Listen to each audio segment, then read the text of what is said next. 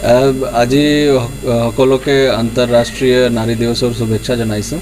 আজি আমি ইয়াত স্বয়ং সহায়তা সমূহৰ আমাৰ মহিলাজনী বাইদেউসকলক আজি আমি এৰি স্পিনিং মেচিন 30টা ডিষ্ট্ৰিবিউশ্যন কৰিব ওলাইছোঁ আৰু ইয়াৰ পাছত 21 তাৰিখৰ পৰা আমি 10 দিনীয়াকৈ এটা ট্ৰেইনিং প্ৰগ্ৰাম অৰ্গেনাইজ কৰিম। এইটো RCETI rural self employment training ইনষ্টিটিউটৰ পৰা হ'ব। এইটো চৰকাৰী আছে আৰু আমাৰ লক্ষ্য হ'ল যে আজিৰ দিনৰ পৰা এটা শুভ কাম আমি আৰম্ভ কৰিম যে আমাৰ ডিষ্ট্ৰিক্টত কেনেকুৱা আমি এৰি সেক্টৰত আমি ভ্যালু এডিশন কেনেকুৱা কৰিব পাৰোঁ, কোকোনৰ পৰা থ্ৰেড কিমান ওলাব পাৰোঁ, কিমান পাৰ্চেণ্টেজ আমি কনভাৰ্ট কৰিব পাৰোঁ, এইটো আমি লক্ষ্য লৈছোঁ আৰু মই আশা ৰাখিছোঁ যে এইটো এটা পজিটিভ চেঞ্জৰ তৰফত আমি ওলাম। फरायसाफोरनि थाखाय मोजां खौरां। नोंथांनि हामसिन सोलोंथाइनि थाखाय लानानै फैदों गियान स्रोत। गियान स्रोतआ मोनसे डिजिटेल मुगानि आदब आरो गुनगोनां सोलोंथाइनि प्लेटफर्म, जेराव गियान स्रोतआ नोंथांनि सोलोंथाइनि थाखाय जायखिजाया समावनो नोंखौ सोलोंनायाव मदद होगोन। डिजिटेल मुगानि गोदान सोलोंथाइ आदबाव रावनि सायाव जेबो जिंगा सिनांगौ गैलिया।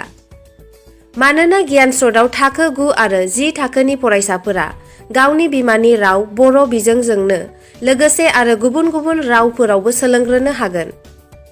आथिखालसिमाव गियान स्रोतआव मोननो हानाय आयदाफोरानो जादों फारियै सानखान्थि, रांखान्थि, राजखान्थि, बुहुमखौरां, जारिमिन, मुवा बिगियान, रासायनारि बिगियान, जिबारि बिगियान, बिमा राव आरो इंराजि। गियान स्रोतआव फोरोंगिरिफोरा फरायसाफोरनि बुजिनायाव गोरलै जानायनि थाखाय ग्राफिक्स, एनिमेशन आरो मोगथाङारि गोबां बिदिन्थि लानानै बुजायनाय जादों। इन्टारनेट गैया नामा? जानो हागौ नोंथांनि जायगायाव इन्टारनेटनि बेबस्थाया मोजां नङा। अब्लाबो जिंगा सिनांगौ गैयाजासे डिजिटेल बिजोंनि सोलोंनाया नोंथांनि मबाइल आरो लेपटपआवनो सोलिबाय थागोन।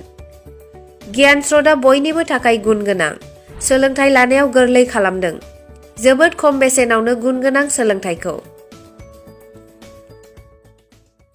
ज्ञान स्रोत शिक्षा की एक मजबूत डोर जो देश के हर एक प्रांत को, गांव को, शहर को ज्ञान के स्रोत से जोड़ रहा है। एक बेहतरीन डिजिटल एजुकेशन प्लेटफॉर्म जो ऑनलाइन और ऑफलाइन के माध्यम से देश के हर एक बच्चे को उसके प्रांत की भाषा में उसका पूरा कैरिकुलम पढ़ाएगा, कहीं से भी और कभी भी। अब सिर्फ सपने नहीं, उसे पूरे करने की काबिलियत भी होगी। तो इंडिया खुलकर सपने देखो, क्योंकि अब हर सपने को मिलेगी मंजिल। सक्सेस सबके हाथ।